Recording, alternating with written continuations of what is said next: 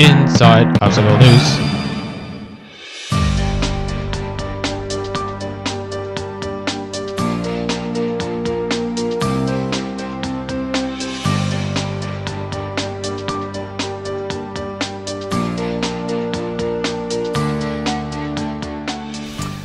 Today on my show, I have Margaret Schlachter from Dirt in Your Skirt. Not only is she one of the very first pros to make a living from OCR, but she also has an awesome award-winning blog, Dirt in Your Skirt.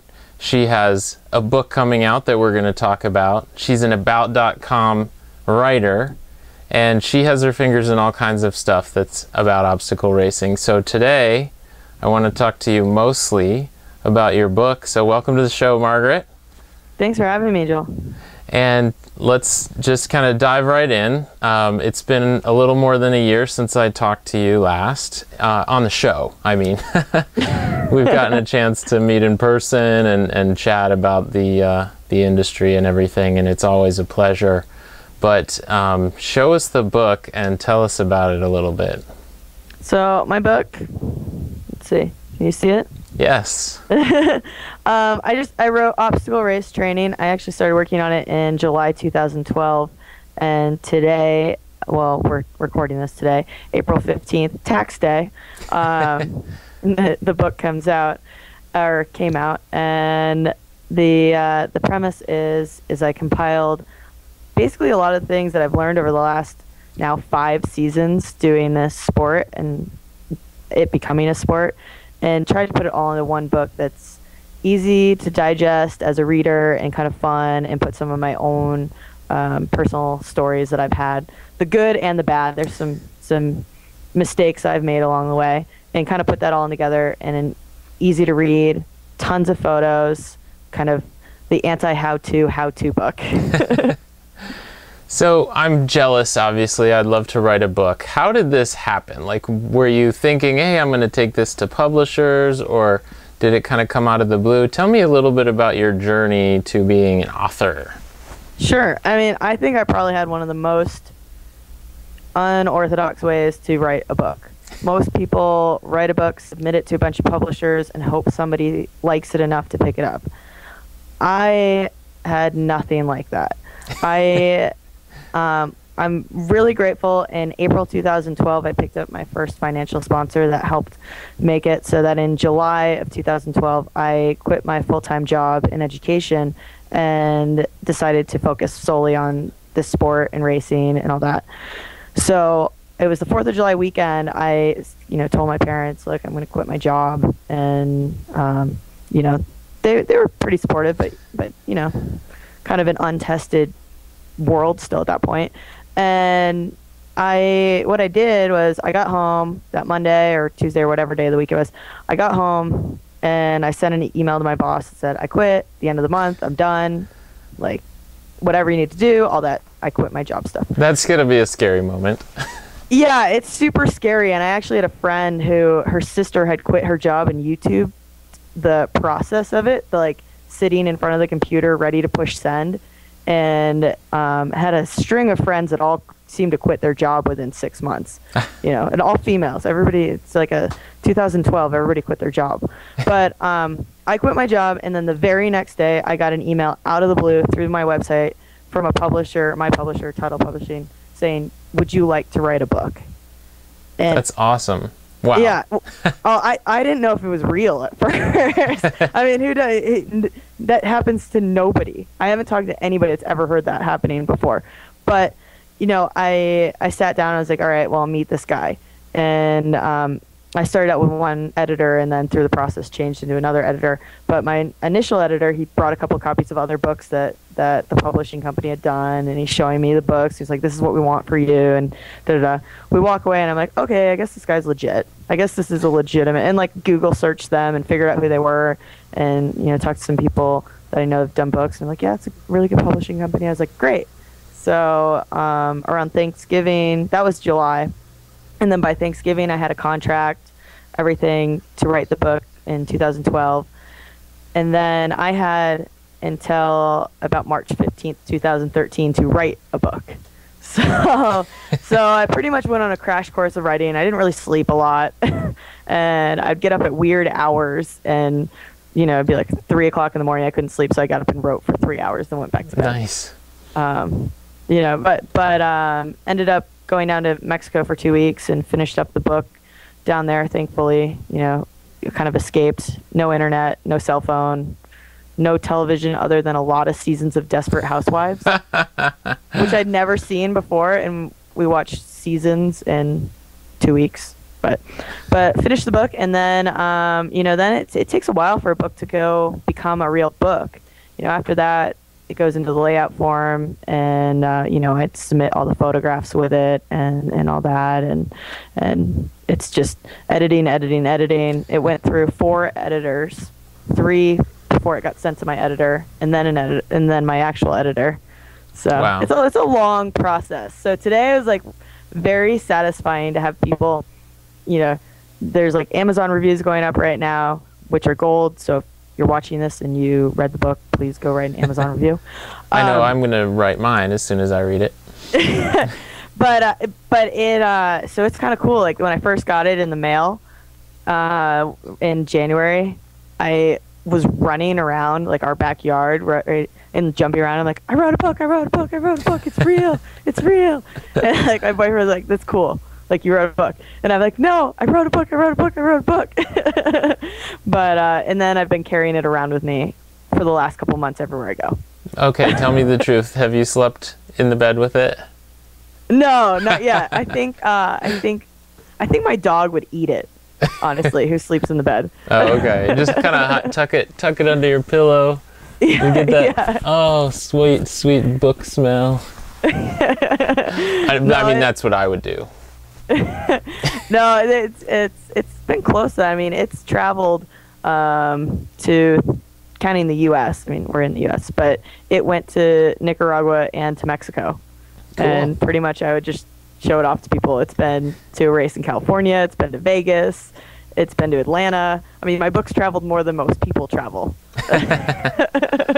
That's cool. And you're talking about just your personal copy? Just my personal copy, Okay, yeah. Cool. Yeah. Yeah, mine's a little muddy now, and the Atlanta Spartan race that I went to is a little muddy. Thankfully, the Atlas race in January wasn't muddy. Oh, did you get to meet Alicia Keys or anything? I did sort of meet Alicia Keys, because Alicia Keys' trainer, Josh Sidemer, is a death racer. Okay. And we've done the death race together, so I was almost more excited. Well, I was more excited to see Josh. Who's that girl with this friend of mine? Like, yeah, I mean, Alicia Keys, she's super cool, and her kids ran the kids race, and but I was really stoked to see Josh, who did a triple Ironman this past fall. Oh, cool. Yeah. And so tell me a little bit about the book. So if I'm David Magida, do I read this book, or is it more geared towards like beginners who want to get into the sport, or is it just kind of like, does it have something for everyone? I think that everyone can get something out of it. It's definitely, if you're an elite racer, you'll probably read through a lot of it and say, yeah, I kind of already knew most of that information. So for the seasoned racer, they'll see a lot of stuff they probably already know. But I do go into some goal setting stuff in the book, how to transform your backyard into a training area for those that might not have done that, and some of the mental side of the games, the racing and whatnot, and then the post-race expectations, which aren't always written about. So, but for the beginner or someone that's maybe done 1 or 2 events, maybe they've done 1 mud run and they're looking to do a Tough Mudder, Spartan race, or more of a race, there's a lot of information to help them get feeling comfortable before they get there to race day. Well, it's definitely, with the cover and everything, if I was walking through Barnes and Noble and saw Margaret jumping over fire, I'd probably pick that up over some of the other books out there. To your knowledge, like, what other books are out there right now, and how would you say yours is a little different? Yeah, so there's some really great books that are out there. Brett Stewart wrote The Ultimate Obstacle Race Training guide sitting right next to me. Ultimate Obstacle Race Training. Sorry, I looked off camera. And then James Villapeg, he wrote Obstacle Race Training Bible. And then there's a few more that are in the works that'll be out soon. I wrote my book, and then I read their books to make sure that I wasn't just repeating everything that they had already written, because there's no point rewriting the same book 4 or 5 times. Their books are great books. You know, I think that every book has some really great things to it. But, you know, the difference is that Brett's book and James's book talk a lot about each individual race series and gives a page or two sort of talking about them. Where my book, I tried to make it as obstacle course racing, OCR obstacle racing as a sport, as the overarching. So that would include your local mud run, your local obstacle race, kind of to include everybody, and not necessarily focus on one or the other. So I think that makes ours a little bit different. I think my training approach is a little bit different, and I'm the only one that really talks a lot about the mental and then the post-race side of it all. And then as well, I put in how, because this sport can get expensive, so ways to make the sport less expensive. Yeah. I mean, there are lots of ways there are ways to get free races. There's ways to get discounts, pretty deep discounts too. And, you know, I don't think everybody knows about that. Yeah, I mean, I'm going to throw one out there off the top of my head. If you're listening and you don't know how to get a free race, volunteer, people. Give back to our sport, because all those volunteers that are out there are basically what makes a race happen. So I'll throw that one out there for you, but I'm sure you've gone into a couple more of the little, you know, less well-known ways to get free races or discounted races and things like that. But that's a neat tip. That's you know, when one of the reasons why I got out of triathlon was just because it was unreasonably expensive. Mm-hmm. And what I love about obstacle racing is, you know, if you're just going from the couch, never doing anything, you might say, oh, well, gosh, why am I going to pay like $200 to do a beast and like beat myself up for 8 hours? But when you think about an Ironman, you're going to be, you know, if you're a newbie, you're going to spend $3,000 maybe, and you're going to beat yourself up for maybe 15 hours. So I think the barriers to entry are a lot less, I think, with obstacle racing. I mean, good grief, there's like nude races, right? Yeah, the X-rated, no, there's the X-rated one. I think you still have to wear underwear. Yeah. The one down in, I think it's in Florida. But there's some crazy races that are out there now. You know, when I started racing in 2010, there were very few. You know, outside of Tough Mudder, Spartan Race, and Warrior Dash, there were maybe another 5 races, kind of event series out there. You know, maybe 10, or across the entire country, I'd say. And that's like your local one and done race. Yeah, so, you know, I think like Merrill Down and Dirty. Yeah, they were around. Has been around for a long time, but or like even the Muddy Buddy. I used to hear about Muddy Buddies like, I don't know, gosh, that was way back when I was doing tries, like beginning of 2000. But that kind of include, like Muddy Buddy, I think you do kind of mountain biking, and running in mud and stuff like that. I don't know if there's really any obstacles, but Merrill Down and Dirty, as far as I know, you know, they've been around for a while, kind of just going steady. They've got some pretty big sponsors like Subaru and Merrill, but they're not as focused on growth, it seems to me. Like, you know. Yeah, for sure. No, they've been around for a while, and like the Camp Pendleton Mud Run has been around for it's like over 20 years. Oh wow, okay. It's been happening. Well, and then you've got Tough Guy, but that's kind of like in a class by itself, I think. Yeah, for sure. But I mean, you have to give a nod to that, and you know, the book definitely gives a nod to that, because that, depending on which outside article you might have read, has a lot to do with another series that happens in the U.S. Oh, sure. I'm sure Scott's going to let us all know in his upcoming Sufferfest movie. Yes. Oh wait, well I guess the backing time is over, but you can still get in on there. So so do you go in the book? Do you go into all this kind of history? Do you touch on it a little bit?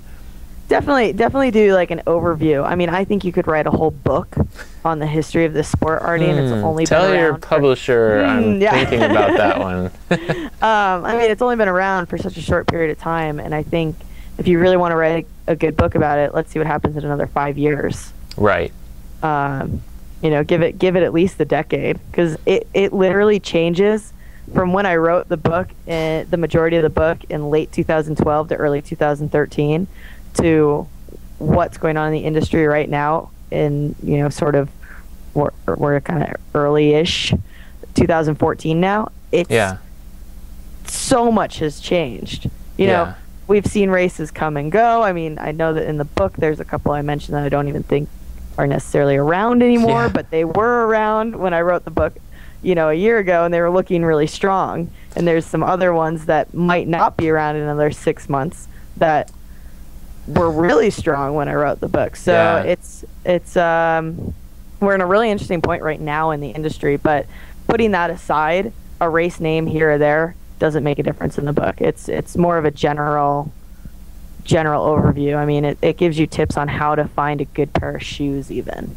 You know, and it's more basic, just general knowledge than you know, and obstacles will change, but there's always going to be sort of a baseline obstacles that you can sort of train for and get better at.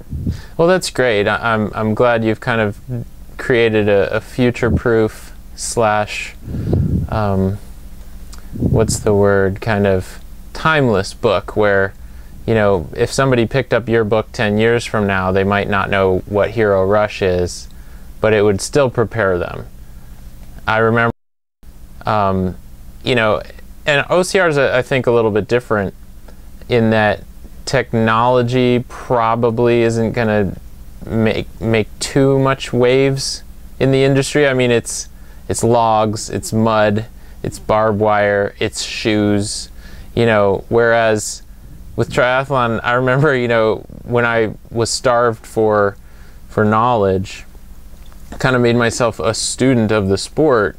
The books out there, you know, the really popular ones, people were wearing like these, you know, like jean shorts and crazy clamshell helmets, and their bikes were just like steel round tubing. And I mean, you look at everything now and it's so different. But but that's cool that you know, you've kind of written to like a more timeless viewpoint on OCR. That's great. Oh yeah, and I mean, I've talked with my publisher, and we're already looking at the second edition of the book, and a few of those things might end up being changed, like a name here or there, and a few things like that. Well, I think when you look at, you know, OCR, I would say like, you know, 2009, 2010 were kind of like origins, like this is where it starts. And then you look at 2011 and it's like Boomtown, and 2012 is like Gold Diggers, and 2013 is weeding out all those guys. And Growing Pains, you know, 2013 was definitely Growing Pains. I think a lot of people in the industry kind of like figured out, oh wow, I can't just put on a race and turn a quick buck.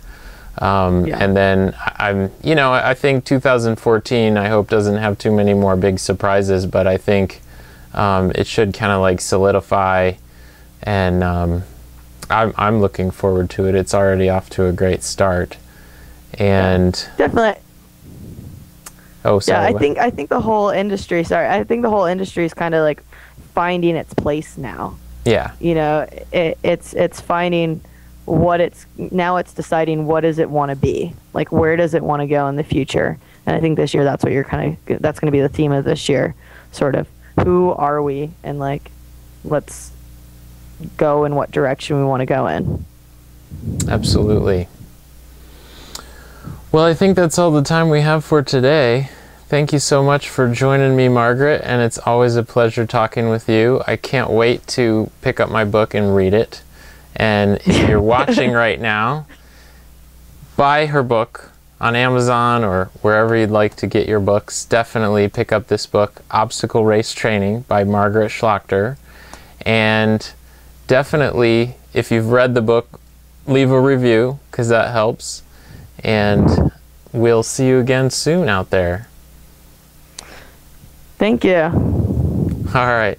Thanks for watching Inside Obstacle News. Don't forget to subscribe to my channel and check out some of my other awesome clips, training tips, and interviews.